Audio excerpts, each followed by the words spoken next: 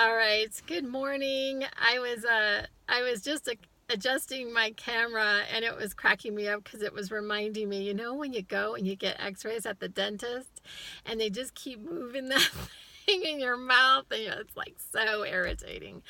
Anyway, I wanted to start my video today with a picture. I've been telling you guys that I get these like weird synchronicities, and I thought it was hilarious. Yesterday, I had gone to one of my favorite places, and I was sitting next to this picture.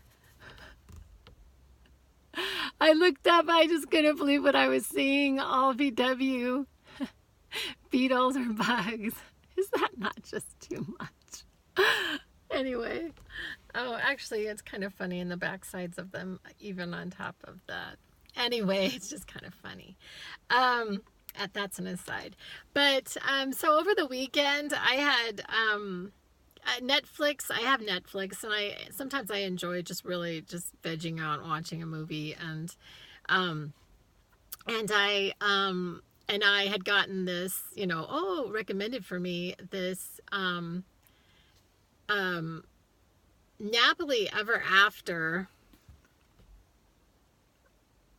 And I didn't want to watch it. I was actually like, the word nappy, along with somebody's hair texture, like bothered me so much. I just discarded it.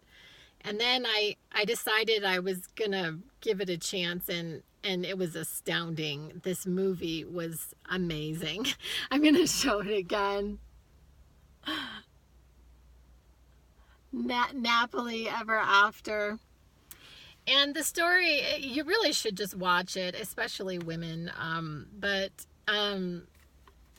it was about, they started out with her as a young girl, and her mother just straightening her hair, and it really resonated with me for a different reason. And I remember as a young girl, like really hating my hair being brushed. I had really long, my hair is actually natural. Although I do use this Aveda. It's like a chamomile, and it has chamomile tea extract. So I think that it does give it a little bit of yellow instead of just being completely white, perhaps. I don't know. But this is my natural hair. And when I was a child, I wasn't allowed to cut it. I wasn't allowed to cut my hair. I remember when I was in like the 7th grade, I considered myself a speck of dust with long blonde hair. And I remember I was starting to think, like what started this trend? And I think like Three's Company. Do you remember that? Like, some people may remember that. A lot of younger people aren't going to remember it. But it was this comedy, I think in the 70s, maybe 80s, about these two girls, and they had this male roommate, and there was this blonde. It was played by Suzanne Summers, she is an amazing woman. Her character was depicted as a dumb blonde, which... And, now I'm starting to wonder if maybe the creators of maybe one of the writers of the show was divorced by a blonde woman who raked him over the coals in a divorce, and he really hates blondes. But, I mean, perhaps. But anyway, it ended up like shaping an entire culture. It ended up shaping an entire culture to believe that people who happened to have blonde hair were stupid. And I remember, I had said in previous videos that I had really felt like I was not very intelligent, and that was part of it. So, I've been discriminated against, and legitimately discriminated against my entire life because I'm blonde. I've been discriminated in workplace situations. Every day I go out and people just think that I'm ditzy. I was called ditzy recently. And, and it's really kind of hurtful. Judging a person by their hair color. I can't help that I'm a blonde. I mean, I guess I could go out and, you know, color my hair some other color, but I happen to like my hair, so I'm not going to do that. But I wanted to talk about also, and I don't have any pictures right now. I thought that I had put a picture in, but I didn't. But this whole series of blondes, like blondes on Fox TV, and these really short skirts and these stiletto heels, and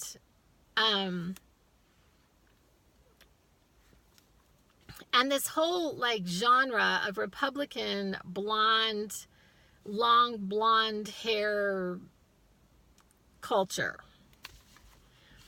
And I've seen it coming up here, you know, at least in maybe the last, you know, since Obama was president. I think there was an incredible amount of discrimination when Obama was president, but I just started to see this whole grouping of these blonde women that seem to be sort of, you know, equated with some bit of white supremacy.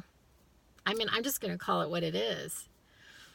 Anyway, and you know, and I hate to name drop, and I'm not really going to talk about her that much, except like Ann Coulter is like one of the epitome of this. I guess I would consider myself the anti-Ann. So maybe like if you were to have these, you know, the dichotomous blondes, you would have me and then Ann Coulter. And I absolutely love Bill Maher. I have been an avid fan of his for many years. In fact, I subscribed to HBO for his show and his show alone for many years. And he started to lose me a bit with some of his guests. And I know, you know, it's his right to put on who he can. It's just when you put on white supremacy on your show, I mean, you really are in some ways promoting it. I mean, I don't know.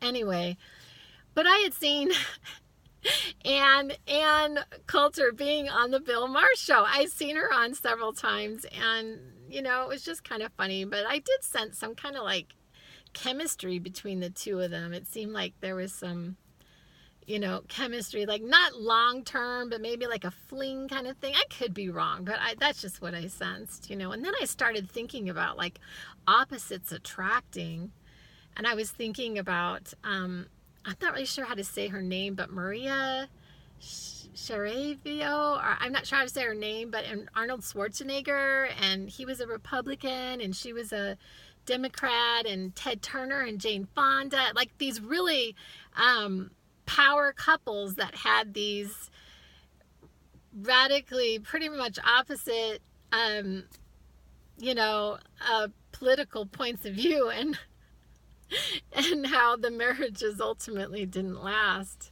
You know, I was just thinking about just an idea that having something in common is really a nice thing. It's really nice when you're, you know, when you're not on the opposite ends, you know, because a lot of times what I've noticed in relationships with the opposite sex, or I don't know, I'm not a lesbian, so I don't know what it's like, you know, with two women. I mean, you can have the same issue, but when you start to have like the opposites, and you end up on the opposite end of you're playing tennis and you're not on the same team. You're playing actually against each other. Sort of like when my second husband, who told me he wasn't political when I met him, and when Barack Obama was running for president, he went and got registered and voted against me, voted against Barack Obama in the election. He voted against me. Anyway, counteracted my vote, but it didn't really matter because he won the election anyway, and I cried like a baby because I couldn't believe what I was seeing. What an amazing human being. Smart man.